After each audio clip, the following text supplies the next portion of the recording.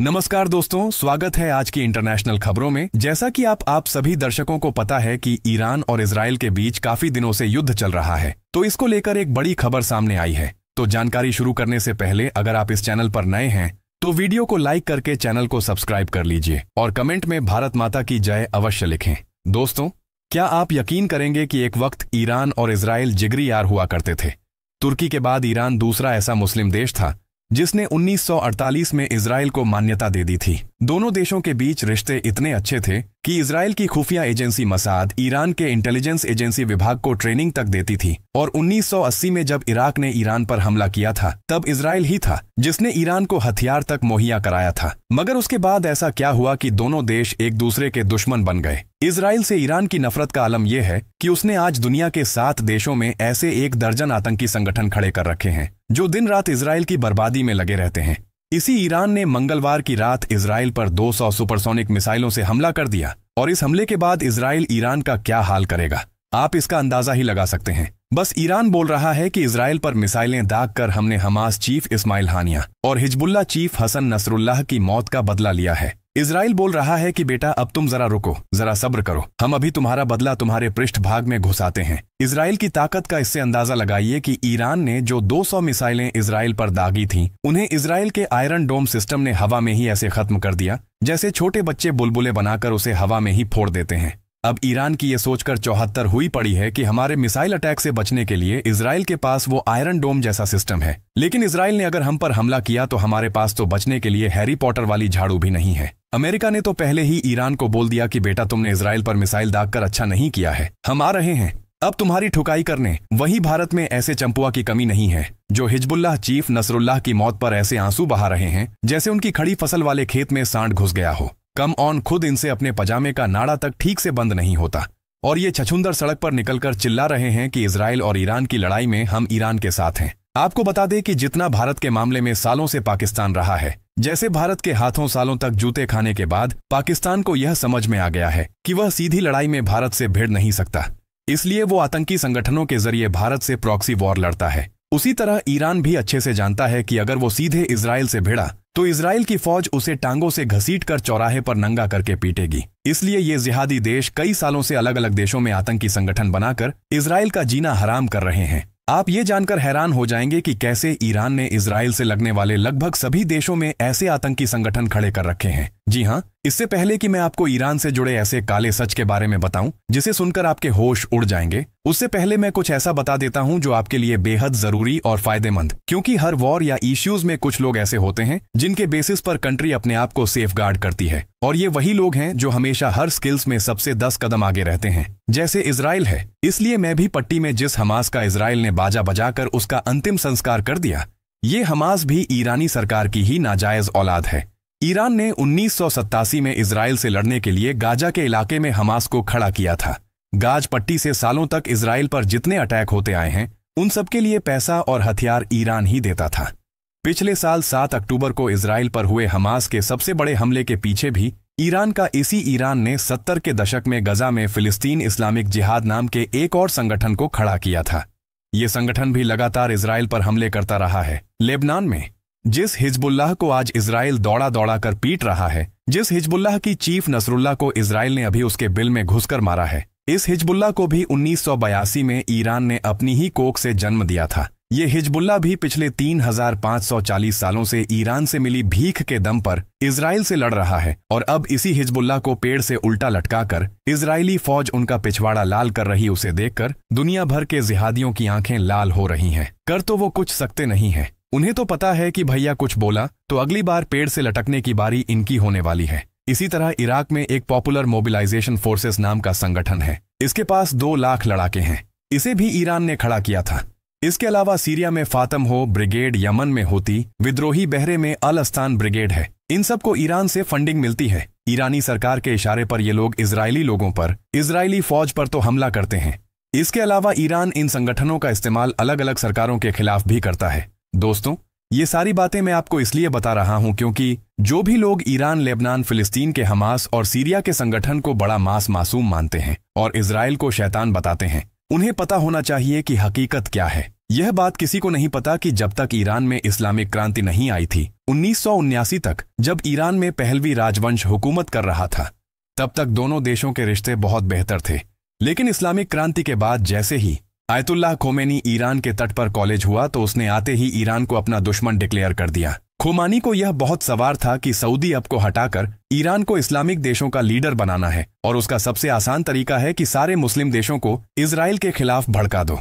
इसी स्ट्रेटजी के चलते ईरान ने हमास, हिजबुल्लाह और हुती के तौर पर एक्सेस ऑफ रेजिस्टेंस नेटवर्क बनाया, जो आगे चलकर लेबनान से लेकर सीरिया, इराक और यमन तक फैल गया। कोमन कैसी फितूर में ईरानी सरकार ने इजराइल के नागरिकों के पासपोर्ट की वैधता देना बंद कर दिया। उसने इजराइल को देश मानने से ही इनकार कर दिया। तेहरान में इजरायली दूतावास को जब्त करके उसे फिलिस्तीन लिबरेशन ऑर्गेनाइजेशन के हवाले कर दिया। मगर इसके बावजूद इजराइल ने इराक के साथ ईरान की लड़ाई में ईरानी सरकार को हथियार मुहैया करवाए। मगर कुत्ते की पूंछ और जिहादी की सोच को आप कभी नहीं बदल सकते।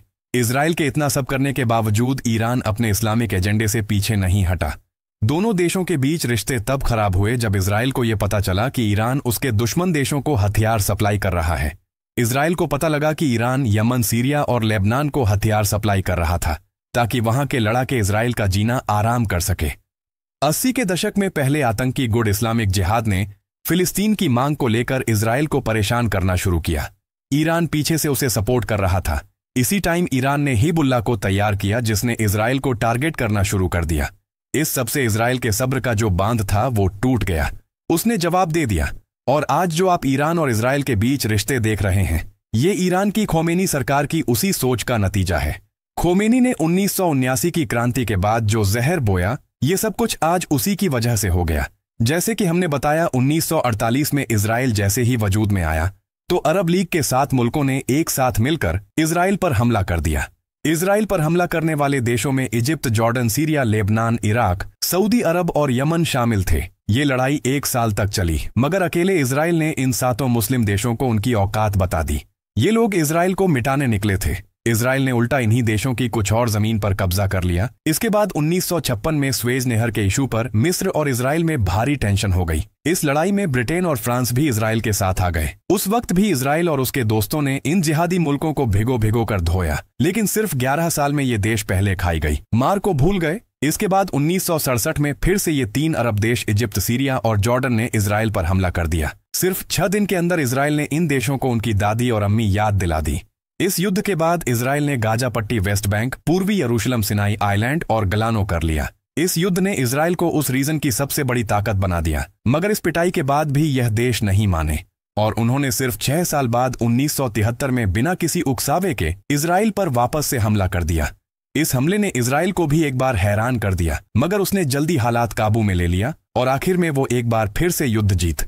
इसके बाद 1982 में इजराइल ने लेबनान में जाकर लड़ाई लड़ी और साउथ लेबनान के कई हिस्सों पर कब्जा कर लिया।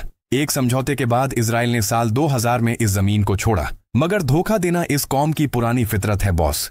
इजराइल ने तरस खाकर साउथ लेबनान का हिस्सा काली कर दिया था, मगर हिजबुल्लाह ने इसी साउथ लेबनान से नॉर्थ इजराइल पर हमला करके 2006 में 185 से ज्यादा इजरायलियों को मारा। इसके अलावा गजा में 2008 से लेकर आज तक हंस और इजरायली फौज लगातार आपस में लड़ रही है। आप खुद ही बताइए, आखिर इसमें गलती किसकी है? आज ईरान और इजराइल की दुश्मनी है, तो क्या इसके पीछे इजराइल का हाथ है, या तो इस्लामिक क्रांति के बाद ईरान में खलीफा बने आयतुल्लाह खुमैनी की सोच? जो भी आपको लगे अपनी समझ से कमेंट करके बताइएगा, किसकी गलती है? इजराइल बनने के बाद अगर इन्हीं मुस्लिम देशों ने मिलकर इजराइल के खिलाफ 6 लड़ाइयां शुरू की तो उसमें गलती किसकी थी? इनमें से एक भी लड़ाई ऐसी नहीं थी जिसे इजराइल ने शुरू किया हो। जो लोग आज खमास के मटिया मेंट होने पर अपने गमछे गीले कर रहे हैं, ना रो रो के क्या, इन लोगों को नहीं पता कि हमास की इस कुटाई के पीछे भी उसी की करतूत 1 साल होने आ रहा है। दोस्तों, पिछले 7 अक्टूबर को निहत्थे निर्दोष इजरायलियों को यूं घात लगाकर हमास ने ना मारा होता तो उसके बाद गाज में जो कुछ हुआ वो ना होता। अगर हिजबुल्लाह नॉर्थ इजराइल में हमला करके 50,000 इजराइल को वहां से भगाने के लिए यूं मजबूर ना करता तो आज इनका नाजायज बाप नसरुल्लाह अल्लाह को यूं प्यारा ना हुआ हो। बताइए, अब ऐसा कैसे हो सकता है कि 7 देश मिलकर एक अकेले देश पर हमला करें? ईरान दुनिया भर में आतंकी संगठन खड़े करके इजराइल को तबाह करने की कोशिश करें और जब इजराइल पलटकर इनको इन्हीं की जबान में जवाब दे तो हाय तौबा है, तौबा करने लगे। अपना पिछवाड़ा उठाकर हाय अम्मी करने लगे। ऐसा कैसे चलेगा ब्रो? ऐसे चिल्लाने लगे जैसे किसी ने डॉगी की पूंछ पर पैर रख दिया हो। कम ऑन, इजराइल ने पेजर अटैक करके हिजबुल्लाह को पूरी दुनिया के सामने नंगा कर दिया। इजराइल ने चूहे की तरह बिल में छिपे नसरुल्लाह को उसी के बिल में मारकर जिहादियों से उनका नाजायज बाप छीन लिया। एक तरह से उसने ईरान को खुलकर ये चैलेंज दिया कि सुन बे, ये तेरी औकात है, यही तेरी औकात है और ये मेरी ताकत है, उखाड़ ले जो उखाड़ना है। इजराइल ने हमले करके ईरान की गैरत को ललकारा है। ईरान को झक मारकर अपनी इज्जत बचाने के लिए इजराइल पर मिसाइल से हमला करना पड़ा। इन हमलों से इजराइल का तो कुछ ज्यादा बिगड़ा नहीं, लेकिन इजराइल को अब ईरान की लंका लगाने का लाइसेंस मिल गया है। इजराइल के पीएम नेतन्याहू ने तो ईरान के इस अटैक के बाद बोल भी दिया कि बेटा, अब तो तुम लोग की खैर नहीं, अब तो तुम्हारा वो हाल करेंगे कि पूरी दुनिया देखी। और यही बात इन जिहादियों को कभी समझ में नहीं आती। वर्ल्ड ट्रेड सेंटर के हमले से लेकर इजराइल पर पिछले 7 अक्टूबर को हुए हमले तक एक बात इन्हें समझ में नहीं आई। वो एक बात यह है कि भाई, सिर्फ पहले हमला करने से खुश नहीं हो जाना चाहिए। अगर तुम कुछ हिमाकत करोगे तो सामने वाला भी तो कुछ करेगा ही। साथ साथ अरब देशों ने इजराइल को धरती से मिटा देने की कोशिश करी। इजराइल की हिम्मत ही थी कि तुम ऐसा नहीं कर सके, मगर अपनी सुरक्षा में जब इजराइल तुम्हें 2 जूते मारता है तब तुम छाती कटने लगते। जब तुमने उसे तबाह करने में कोई कसर नहीं छोड़ी तो वो भी तुम पर रहम काहे को करेगा? बताओ, वो तो उसका बड़प्पन है कि वो अपनी पूरी ताकत से तुम्हें मिटा नहीं डाल रहा है, वरना तो वो ये कभी भी कर सकता है। बाकी कुछ लोग ये भी कह रहे हैं कि पाकिस्तान पूरी दुनिया का इकलौता इस्लामिक मुल्क है जिसके पास एटमी ताकत है। आज इजराइल अगर मुसलमानों पर जुल्म ढा रहा है तो पाकिस्तान का ये फर्ज बनता है कि वो दुनिया भर के मुस्लिमों की तरफ से इजराइल के खिलाफ जंग छेड़ दे। मुझे भी ऐसा ही लगता है। आपको क्या लगता है? इजराइल को सबक सिखाने के लिए क्या पाकिस्तान को इजराइल के खिलाफ जंग छेड़ देनी चाहिए? जो भी आपकी राय हो, हाँ या ना में कमेंट बॉक्स में जरूर लिखना। मैं तो बस इतना ही कहूंगा कि पाकिस्तान इजराइल से जंग में तुम आगे बढ़ो, हम तुम्हारे साथ हैं। और अगर इस जंग में कल को तुम मारे गए तो तुम्हारा बड़ा भाई होने के नाते तुम्हारा देश हम संभाल लेंगे। वैसे भी तुम लोगों से तो संभल रहा नहीं है। तो दोस्तों, आज की खबर यही तक। अगर वीडियो पसंद आई हो तो वीडियो को लाइक करके चैनल सब्सक्राइब करिए, वीडियो को शेयर करिए और कमेंट में भारत माता की जय, वंदे मातरम लिखना ना भूले। भारत माता की जय।